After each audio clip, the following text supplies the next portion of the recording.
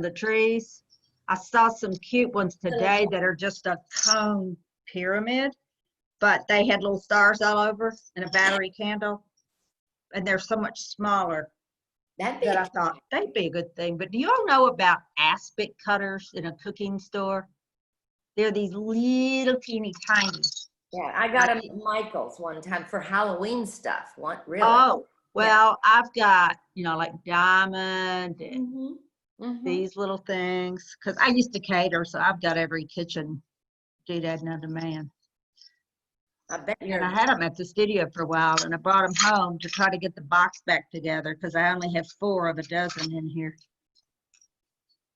Those are really handy. I don't love them. have very many, but I have a few little small cookie cutters. So. You know what I've decided to do with my little ones that never got holes put in them for ornaments? I'll mute.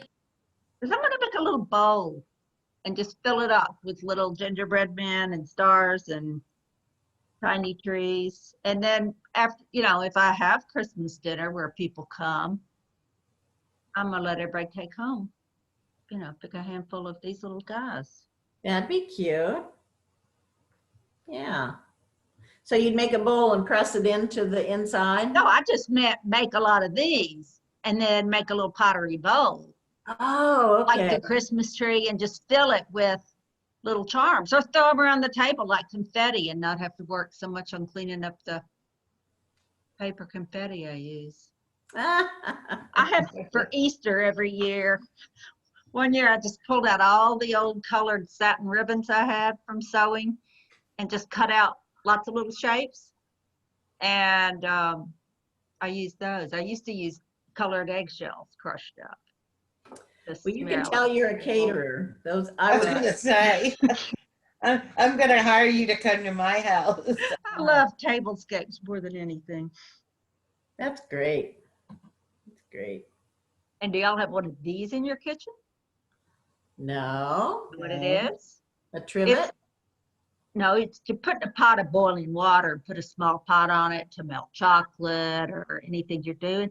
I'm going to use this as a trivet mold. Don't you think that this would be easy? Press this in the clay, and I guess just make long strip and then kind of bend it and kind of use this as a guide to put it together. That's what I'll do.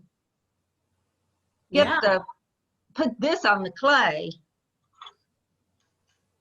and then put it upside down and just run the strip over it. Well, clay will stick to metal too, won't it? So I'd have to wrap it. It'd be easier to mold it if you started with a circle rather than a strip. Mm-hmm. Yeah, strip Oh, yeah, because it'd be cut in the right. Right. And then cut out the center hole. And Yeah. well, what I'm going to really have to do, Cass, and look at this new toy. You need one of these for sewing as well as. I found them for 60% off or 40% off over at the Children's Corner. Well, she's probably letting somebody on. Do you sew, Gwen? Yes. I know there's so many things they have now that they didn't back when I did it. There's It lets you make it. It's a Turns it bendable inside out. ruler. So you can, they did it for cutting out fabric. But I thought if you want an oval or a figure 8 or something. Oh, that's great. Yeah. Or it's just good to measure around something you've got instead of getting out your long, big tape measure. Right. Oh, that looks cool. So back to that one that looks like a trivet. Yeah. You heat that metal piece and then you put your pan of Well, like on top you of get it? your water boiling and it's simmering now, and you put your little pan on it. Or if you want to keep the sauce warm, you could. I mean, it's old, back before microwaves and all kinds of things. But okay, so it is inside of a pan. makes like a double boiler of sorts, except it's Right. Okay. just adapts to all your different pans. Right. Okay. Anyway.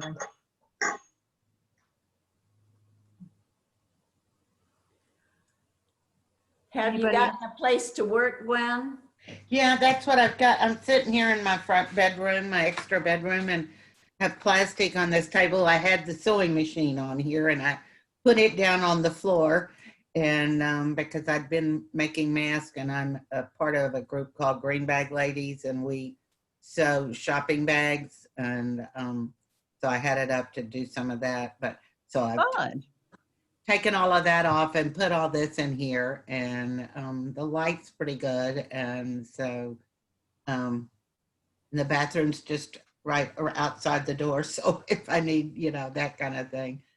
But I was thinking something else we ought to suggest to, my brain today, every day. Emily Hallman, who said she was gonna work in the basement if she doesn't have good light, to get one of these hot lights. When the jury's always been out, but I'm. Hot lights are great. Hi, Janine, how are you? I'm okay, running late. That's okay. Had to wait on my husband to get Yes. dressed so he could get me out to the car. Jill, is y'all's place light enough to work at night? Do we need to do lighter? I've got another light. I had my hot light out. I thought I'd show Emily. I don't think anybody that age sews, so she may not know about them, but just to get in Those her are- basement on her table. Yeah. And I got this one for my garage. And then I remembered the one I got at the studio was so much better because it has a magnifying glass. Yeah. We got it for what a is it called? A hot light? OTT. It's just a brand. There are others, but you Oh, know, okay. they sell them OTT. at Joann's and Michael's and places or online. But if y'all have my kind of eyes, I'd buy one with the magnifying glass. Sally Gracie says, that's crazy. We've never had anything like that at Centennial. And I said, yeah, but you're not as blind as I am. If you're going to carve and look at little lines, it If helps you're me a doing lot. carving, it would be great. I don't have one, but it would be great. Yeah. Well, let's do the tree. Can I put this here? I don't know how many are here. I'm going to move my computer so that you can see what I'm doing with my hands. And so we'll see if this, oh, I've got to go get another piece. Just a minute. I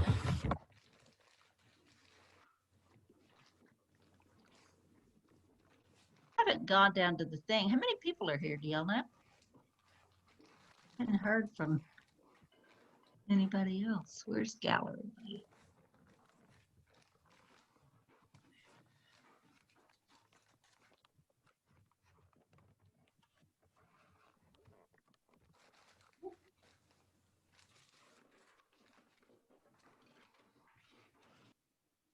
This is a pretty big piece to get underneath the computer screen, but maybe I can do it. There's most of it. I decided to I have in process to make two trees. One that's one piece, like just a simple triangle, and the other one a little bit different by cutting it up. So this one, I started out by saying, well, I wanted about, 9 inches wide at the bottom. So I drew a little line, and then in the middle, I did a little line, a dot, so that I would know what was, perpendicular to the bottom. Now, that's not something that you have to do, but that's the way I am. So, I did that, and I'll Bet just, you haven't yucked up your sewing board yet. The great big mat with all the little 1/2 inch, 1/4 inches. I put clay on there, yeah, that would be great. the lines. Be great. But anyway, I'm putting a little marker line there. And then I can go all the way up to the top and take something, like this to cut it.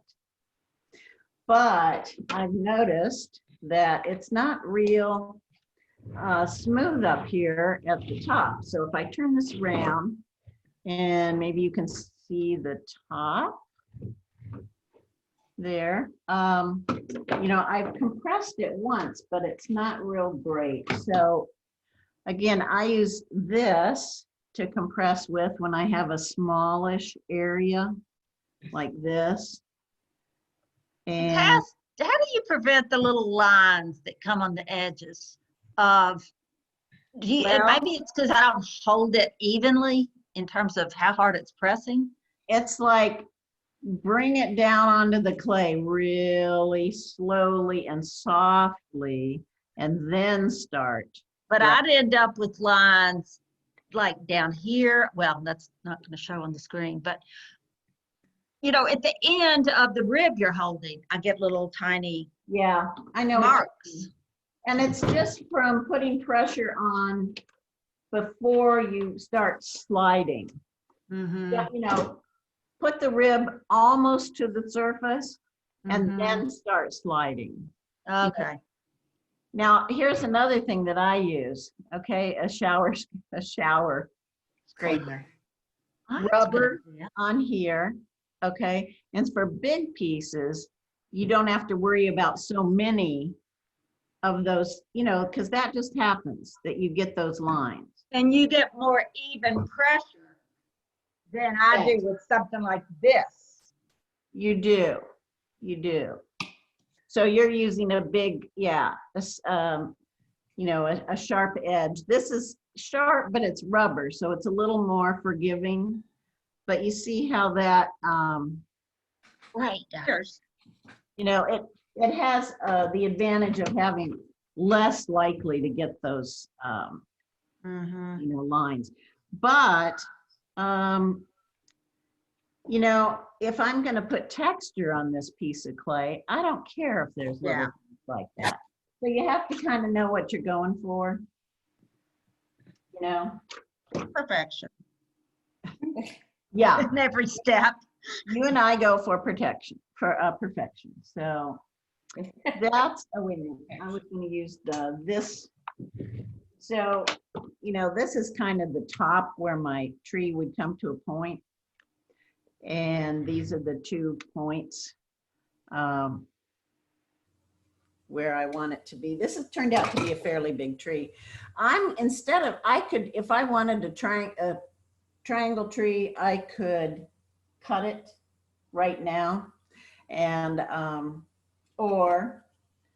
so there's 2 ways to do this. I could just cut it and I have a triangle shaped tree. But I'm going to mark it and show you another option. Okay, what are you marking it with? Just a Sharpie. Oh, okay. Are you seeing what's on my screen? Yeah. You're not, are you seeing this? Yeah. Well, I'm seeing tree where you put the Sharpie. Okay, well, I I have. just couldn't tell what it was. I'm sorry. Can't see your Yeah. hands. So, like I said, with a knife, I could just cut that with the ruler, or I could say, well, I want my edges to be more jagged. So I could make, the little, using that line just as a, what am I trying, just as a thing to say, okay, that's kind of how I'm going to keep my, okay, can you see that? Mhm. Mhm. Okay. Now, you can do that after it's cut out as well. So if you cut this out and did that, you could certainly do that. The thing that, so even you have a triangle already, so see what comes off. You have a triangle already, Jill and Janine. You can just go along that triangle and cut your edges if you want this uneven, zigzag look. The thing that is important is that in here, where you cut into your clay, don't make that a point, make it a U. And if your knife left a point there, it's gonna be a likely place for cracking. So I take, this the end of a paintbrush. I could take the end of a little, dowel. This is one that you can use for cooking to see if your cake is done, and just round that a little bit by pressing it in there.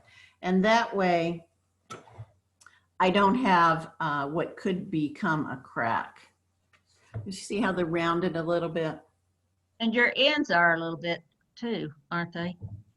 Of the end of the branch. You tried to not make that a point. But at that, that becomes a point if you slice it real. I kind of turn my knife at a rounded angle rather than, straight out like here. That would just be, so down here, this is, if I cut it like that, it just is going to be more pointy and, could be a little bit rough on your dish. But, so if I want to go ahead and do the other side, I probably am going to have to do it from the top to the bottom because otherwise I'm not going to know, See, when I turn my, oh, go ahead. when I turn my knife, I'm not, see that one, okay, I don't like that one. So I'm going to curve it up like that, but I don't go all the way off to the edge. If I did go all the way up to the edge, like here, I would get more of a point, and there's nothing wrong with the point out there. If you want to point down here, out here on the outside, there's nothing wrong with that. It's up here where you go into the clay that you don't want to point. Okay, so I want to kind of have them a little bit even, but not exactly even from side to side, because I want it to flow a little bit.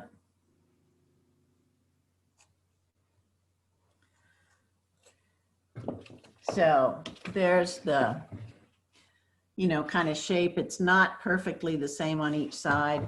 This one looks real different, so I might want to bring it in a little bit.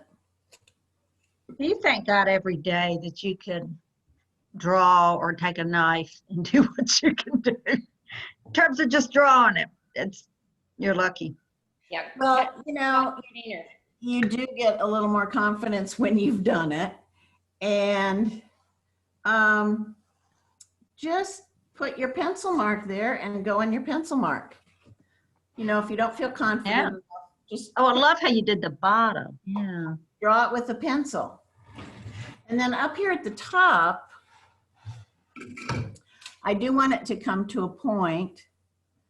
So I'm going to cut that in a point. And what I think I'd like to do with this one is put a star right there.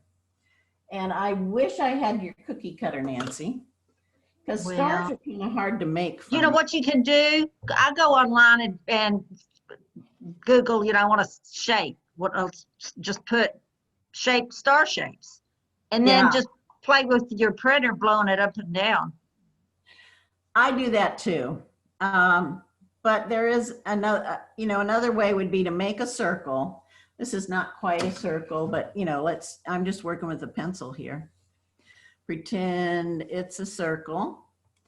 And I want to make, instead of dividing it into 4, I want to divide it into 5. So I'm just going to try my hand at 5. Okay. So I've got 5 dots. I would have out the compass. Pardon? I'd say I'd have out the protractor trying to measure 5 equal spots.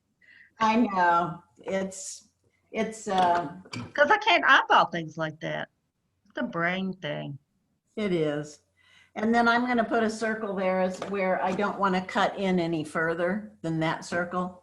So if each one of those dots is a point, I can try to go from the dot into that middle circle and halfway out. It's not going to be perfect. And if I get done with it and I don't like it, I would use your method of, okay, let's go to the internet, get a star and do a real star, you know? And then you spend half the day finding it, getting it to the right size. Exactly. Don't have a tree. But if I turn this over, it's okay, Yeah, that's good. you know? And I have the same issue here. You see how there's a cut in there? That could crack. So I would use the littlest thing I have, since this is pretty little. I would use my little stick that a small stick, and round up each one of those corners just slightly. And, I might want to round the edges a little bit. I just put a little bit of water on. But the thing I wanted to show you is that this is going to be up here at the top, is going to be the weakest point of this bowl. We're going to flip it in. And so I would take one of these points and make it the same as the point on the tree. So that, here's the point, and I would just put a point on top of it to make it a little bit stronger up there at the top. And I would slip and score that. Okay, so I'll go ahead and do that since we aren't in no rush. Let's see, I don't know if I have my slip out. But, it doesn't have to be done right now. It could be done. Maybe I'll wait and see after we roll it into a bowl how that star should be attached. Let me wait on this slipping. Okay, so of course, I always try to think of these things in my head. And, if there is a little bit of a line where this marker was, I'm just going to scrape it off. I don't want that line. There's a little bit of a line down here where I had made the tree. You're talking a line in the clay, not your marker. Clay, yeah. It was actually made by the marker, by me pressing. Yeah, but the pressure, not the color. Right. The color doesn't matter. So I had thought, okay, I just want to do some ornaments, just real simple, and maybe a swag. Okay. So last night I said, okay, what impressions are gonna look good on here? And I got out some little slab and tried some things.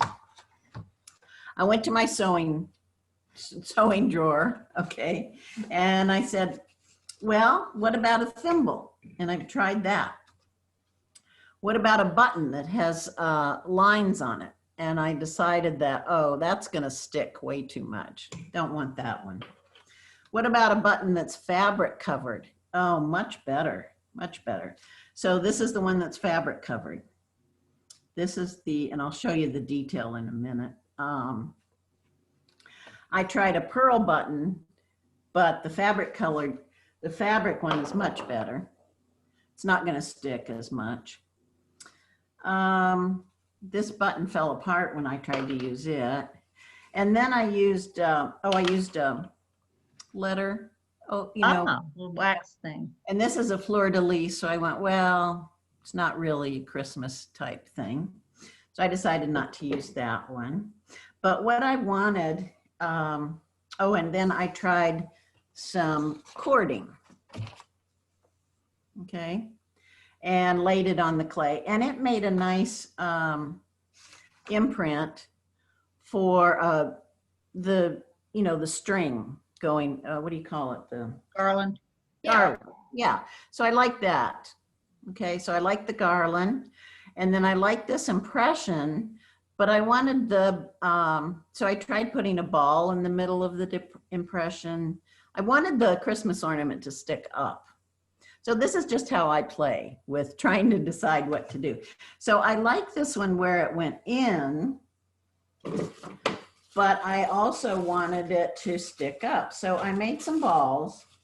So these are pretty wet. I put them under plastic. They're just, and it will fit in there, okay?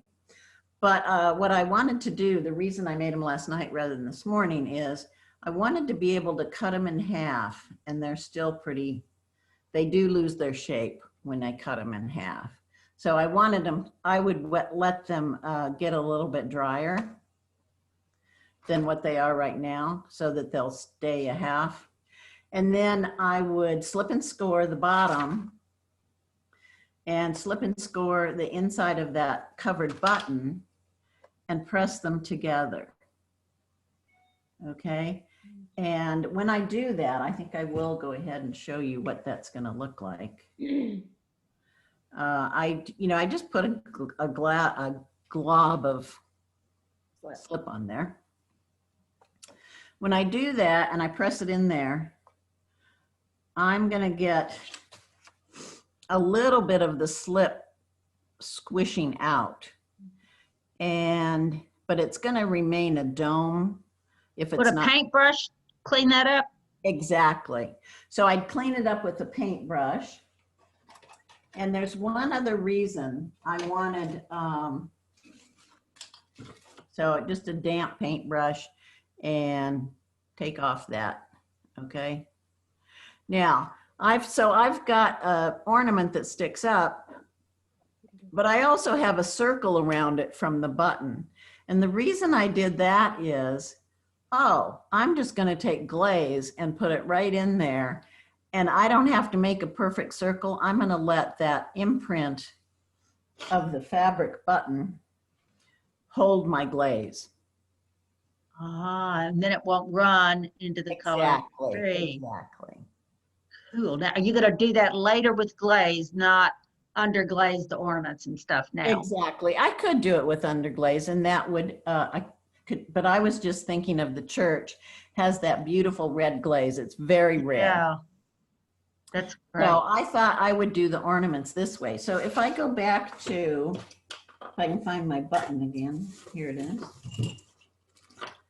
So if I go back to this Christmas tree, it's leather hard and it's fairly, and I'm going to do that before I try to make it into a bowl because it's, nice and flat. So if I take this, and I would probably put a string on here to make it easier to hold if I was going to make a lot of them.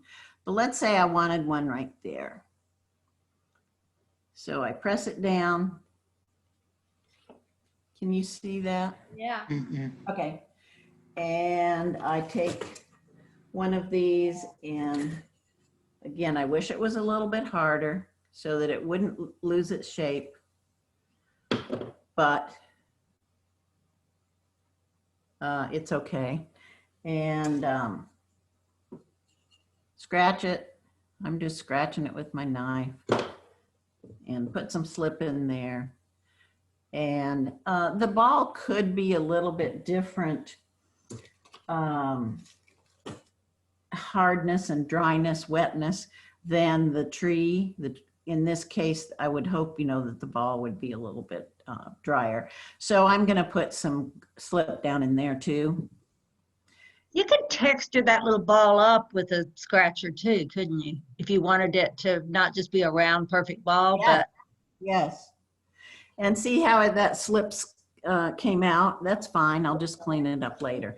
But now I've got a tree with some dimension. I didn't want to just press in a hole and say that's an ornament. For some, I just wanted them to stick up. But this is a nice little concave place where I could just dab some red glaze in there and it would stay. So I was thinking about, how to glaze this thing. So I could just do that. I could just put red glaze in there.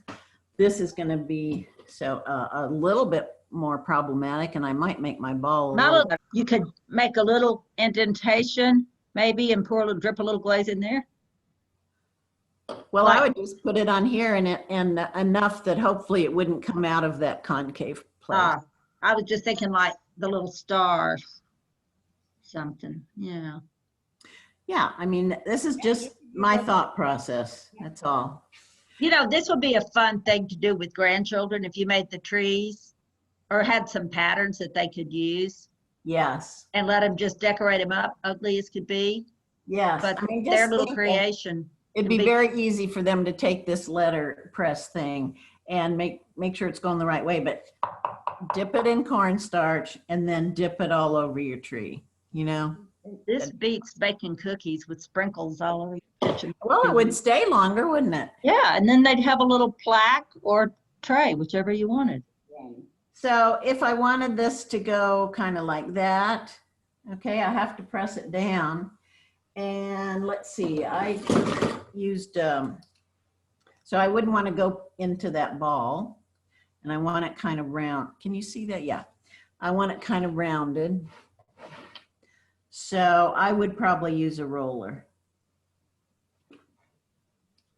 to press it in, take a look, make sure that, yes, I got an impression.